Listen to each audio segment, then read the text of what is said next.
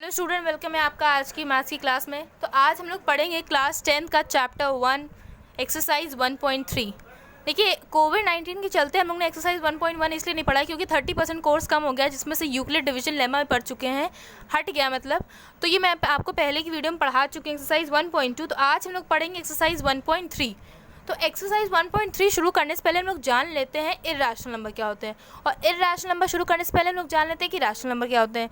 चलिए बताती हूँ मैं आपको रैशनल नंबर्स होते क्या है। देखिए, the number which can be expressed in the form of p by q where q is not equal to 0 are called rational number. मतलब कि जो हमारे वो नंबर होते हैं रैशनल नंबर जो हमारे p by Q means p by Q के फॉर्म में एक्सप्रेस होते हैं, तो वो हमारे होते हैं रैशनल नंबर। लेकिन उसमें q जो होता है अपॉन में जो होता है वो हमारे इक्वल नॉट इक्वल टू 0 होता है। ठीक, इसी तरह जो इर्रेशनल नंबर होता है वो हमारा the number which cannot be expressed in the form of p by q where q is not equal to 0, so this is called irrational number। तो आपको समझ में आ ही गया होगा कि irrational नंबर हमारा रैशनल नंबर के बिल्कुल ऑपोजिट होता है। तो इसी के साथ हम लोग अपनी एक्सरसाइज 1.3 शुरू करते हैं, जिसमें कहा जा रहा है कि हम लोग को प्रूफ करना है कि जो √5 है वो हमारा इर्रेशनल है। तो अब √5 इर्रेशनल में कैसे प्रूफ करेंगे। देखिए, सबसे पहले आप लोग को करने का तरीका क्या है। जो √5 इर्रेशनल उसको आप लोग पहले लेट करिए कि √5 रैशनल है। आपको उसे अज्यूम करना होगा कि √5 रैशनल है, फिर आप उसको किसी भी रैशनल नंबर के इक्वल कराएंगे। रैशनल नंबर हमारा 1/2 के फॉर्म में नहीं लेंगे, हम लोग उसे लेंगे अल्फ़ाबेट्स के फॉर्म में, जैसे कि a/b के फॉर्म में लेंगे, तो उसे हम लोग इक्वल कराएंगे। फिर उसके थ्रू हम लोग अपना पूरा प्रूफ कराएंगे कि √5 हमारा इर्रेशनल कैसे होता है। चलिए हम लोग शुरू करते हैं। देखिए, हम लोग सबसे पहले हमेशा हम लोग को जो हमने जिस पैटर्न में लिखा है आपको उसी पैटर्न में लिखना होगा, तभी आपको फुल मार्क्स मिलेंगे, वरना फिर आपको फुल मार्क्स नहीं मिलेंगे, क्योंकि आपको इसमें थ्योरी ही मेन होता है। इस क्वेश्चन में आपको ये होता है, ये इसमें फ़ायदा होता है कि आप जैसा याद करेंगे आप वैसा ही कर पाएंगे। आप जितनी इस क्वेश्चन की प्रैक्टिस करेंगे, क्योंकि लैंग्वेज तो सेम ही रहती है, बस आपको ये बीच के टर्म चेंज होते रहते हैं, तो इसमें कोई बड़ी बात नहीं है। बस आप ये बीच के नंबर्स के हिसाब से जो जैसे प्रूफ करना है राशि उसके हिसाब से करिएगा, तो आपका पूरा प्रोसेस सेम होता है। चलिए शुरू करते हैं। देखिए, पहले हम लोग लिखेंगे, अज्यूम करेंगे कि √5 इज़ रैशनल। तो क्या करेंगे, let us assume to the contrary that √5 is rational. हम लोग ये अज्यूम करेंगे कि जो √5 है वो हमारा रैशनल है। जहाँ पे हम लोग का जो नंबर √5 को हम लोग को इर्रेशनल प्रूफ करना है, तो हम लोग को जो √5 है उसको a/b मीन्स रैशनल के फॉर्म, रैशनल के इक्वल लिखेंगे। तो a/b हमारा रैशनल नंबर ही हुआ। ठीक है, तो a/b के इक्वल लिखेंगे, जहाँ पे हमारे जो a/b हैं वो हमारे को प्राइम होते हैं। ठीक, where a and b are को prime, so we cross multiply it. So a की वैल्यू यहाँ से क्या आ गई, b√5। अब देखिए, √5 में तो किसी की वैल्यू आपने नहीं सुनी होगी, तो हम लोग इसको √5 हटाने के लिए स्क्वायरिंग बोथ साइड करेंगे। SBS का मतलब है स्क्वायरिंग बोथ साइड। तो देखिए, स्क्वायरिंग बोथ साइड क्या, तो यहाँ से आ गया आपका a² is equal to 5b²। ठीक, अब देखिए ये आया। अब यहाँ से हम लोग b² की वैल्यू निकालेंगे, जो कि हमारी आएगी a² अपॉन 5। ठीक है, a² अपॉन 5 आएगी, यहाँ से b² की वैल्यू। अब देखिए, इससे हम लोग को ये पता चल रहा है कि हमारा जो a² है वो हमारा 5 से डिविजिबल हो रहा है। यही तो आप लोग जाने, तभी तो b² आ रहा है। तो इसी तरह therefore a² is divisible by 5। Since अगर a² हो रहा है डिविजिबल, मतलब कि a भी हमारा ज़रूर डिविजिबल होगा 5 से। Since a is also divisible by 5। देखिए, ये हमारा साइन होता है सिंस का, और ये साइन होता है देयरफॉर का। देयरफॉर का ऑपोजिट हमारा सिंस हो जाता है। ठीक, देखिए अब हम लोग का ये हो गया कि a हमारा डिविजिबल होता है 5 से। अब हम लोग क्या करेंगे, जो हमारा ये लाइन का आगे कि a is also divisible by 5, तो हम लोग पहले लिख लेंगे a इज़ डिविजिबल बाई 5, मतलब a/5 होगा। उसको a is also divisible by 5, इसको ऐसे ही तो लिखेंगे a/5। ठीक, तो इसको हम लोग थर्ड नंबर के इक्वल रख लेंगे। फिर हम लोग यहाँ से a की वैल्यू निकालेंगे, फिर इसका स्क्वायर करेंगे दोनों साइड। फिर यहाँ से हम लोग क्या करेंगे, देखिए a² is equal to 25c² आया है। अब देखिए, यहाँ से हम लोग a² की वैल्यू पुट कर देंगे यहाँ पे 5b² में। स्क्वायर की वैल्यू 5b² पुट कर दी। ठीक, अब देखिए 5b² अपॉन 25 कर देंगे, यहाँ से c² की वैल्यू निकालेंगे, तो 5b² अपॉन 25। ठीक, तो b² की वैल्यू हम लोग क्या c² की वैल्यू क्या निकल जाएगी हमारी, b² upon 5।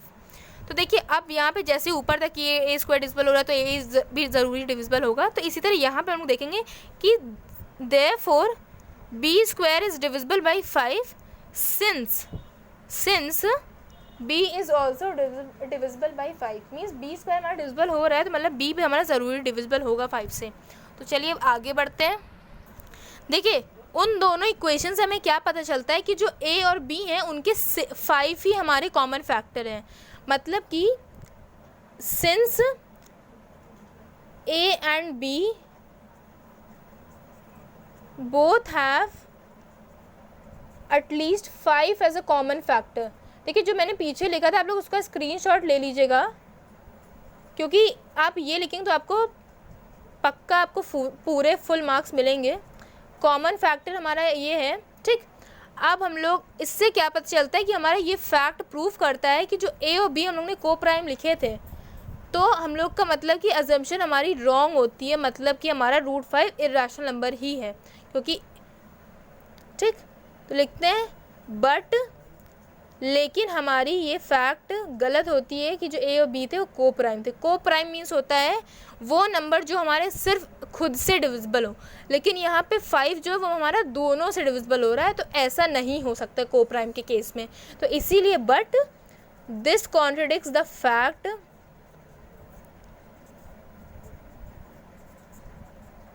That √5 is that a and b are को प्राइम।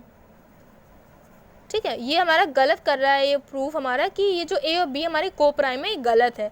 इससे हम लोग को पता चलता है कि जो हम लोगों ने अजम्पशन ली थी, सो आर अजम्पशन वाज रॉन्ग, वो गलत थी। जो हम लोगों ने सपोज की थी कि √5 को रैशनल लेंगे तो मतलब वो गलत है। Therefore √5 is irrational number. ठीक है, अगर आपको क्वेश्चन ना समझ में आया हो तो देखिए इसमें क्या करते हैं मैं आपको फिर समझा देती हूँ एक बार। अज्यूम करते हैं पहले हम लोग जो नंबर दिया हो उसके इक्वल अज्यूम करते हैं रैशनल नंबर के फॉर्म में, ठीक। फिर उसके बाद क्या करते हैं हम लोग उसका स्क्वायरिंग बोथ साइड करते हैं, फिर बी की वैल्यू निकालते हैं, फिर उसमें क्या करते हैं पुट करते हैं, तो हम लोग सी के इक्वल रखते हैं, फिर सी उससे हम लोग सी की वैल्यू निकालते हैं। फिर हम लोग को जिससे गलत हो जाता है कि 5 दोनों के कॉमन फैक्टर हो ही नहीं सकते को प्राइम के केस में, इसलिए हम लोग की अजम्पशन रॉन्ग हो जाती है, जिससे कि हमारा √5 जो है वो हमारा इर्रेशनल नंबर प्रूफ हो जाता है। देखिए इसी के साथ हमारा क्वेश्चन नंबर 1 खत्म होता है। अब क्वेश्चन नंबर 2 एकदम सेम एज इट इज़। इसमें देखिए मैं आपको बता दे रही हूँ क्या करना है। देखिए क्वेश्चन नंबर 2 में कहा जा रहा है कि 3 + 2 √5 को हमारा इर्रेशनल प्रूफ करना है।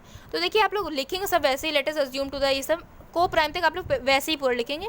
फिर बाद में जो 3 इधर प्लस में होगा आपका वो उधर आप ले जाके, जैसे ये आपको बीच का मैं लिख के दिखा रही हूँ, ऐसे 3 + 2 √5 क्वेश्चन है, तो इसको क्या करेंगे ए और बी लिखेंगे। तो 3 को क्या करेंगे आप लोग इधर माइनस कर देंगे और फिर इधर एलसीएम ले लेंगे आप लोग 3 का, ठीक। और 2 को क्या करेंगे आप लोग अपॉन में भेज देंगे, 2b हो जाएगा। तो इससे हम लोग को पता चला कि √5 हमारा तो यहाँ पे इर्रेशनल है, लेकिन हमारा जो a - 3b/2b है ये तो हमारा रैशनल होना चाहिए ना, लेकिन ये हमारा इसको हम लोग को इर्रेशनल होना चाहिए। क्यों? क्योंकि हमारा ये √5 एक इर्रेशनल नंबर है, तो जो जब दोनों इक्वल है मतलब कि इन दोनों को इर्रेशनल होना चाहिए। लेकिन जो हमारा इधर वाला टर्म है वो हमारा p/q के फॉर्म में है, जो कि हमारा रैशनल है। मतलब कि ये हमारा फैक्ट है, ये हमारा फैक्ट कॉन्ट्रडिक्ट करता है कि जो हम लोग ने ये सपोज किया था कि हमारा ए और बी को प्राइम है, तो वो हमारी अजम्पशन गलत है। इसका मतलब हम लोग को है कि 3 + 2 √5 है, ये हमारा इर्रेशनल नंबर है। ठीक है, आप लोग को समझ में आ गया होगा आई होप। तो इसी के साथ हमारा क्वेश्चन नंबर 2 भी खत्म होता है। अब हम लोग आगे बढ़ते हैं क्वेश्चन नंबर 3 की ओर। देखिए क्वेश्चन नंबर 3 में भी सेम प्रोसेस है, एकदम सेम प्रोसेस है। अगर आपको कोई भी प्रॉब्लम हो तो प्लीज़ मुझे कमेंट में बताइए, आप लोग कमेंट में बताइए आपको जो भी दिक्कत हो। और मेरा नंबर भी डिस्क्रिप्शन में दिया हुआ है, तो आपको अगर कोई प्रॉब्लम तो आप मुझे मैसेज भी कर सकते हैं, व्हाट्सएप भी कर सकते हैं, मैं आपको कभी भी बता दूंगी जब भी मैं आपका मैसेज पढ़ूंगी। ठीक है, तो इसी के साथ हमारी वीडियो ख़त्म होती है। और ये चैप्टर वैसे मैं पढ़ाना नहीं चाह रही थी क्योंकि चैप्टर बहुत ही इजी है, लेकिन बच्चे मुझसे रिक्वेस्ट करने लगे कि प्लीज़ पढ़ा दीजिए, मुझे थोड़ी सी डिफ़िकल्टी हो रही है, तो मैंने कहा कि चलो पढ़ा देते हूँ, तो इसीलिए मैंने पढ़ा दिया है। ठीक, अगर कोई प्रॉब्लम हो रही है बच्चों प्लीज़ मुझसे पूछिएगा ज़रूर। ठीक है, बेशक आप बिना हिचकिचाए पूछिएगा। Thank you guys, thank you so much for cooperating with me, and please मेरी वीडियो को लाइक सब्सक्राइब करना ना भूलिएगा, और इस वीडियो को आप जितना से जितना ज़्यादा हो सके उसे शेयर कीजिए। ठीक, थैंक यू।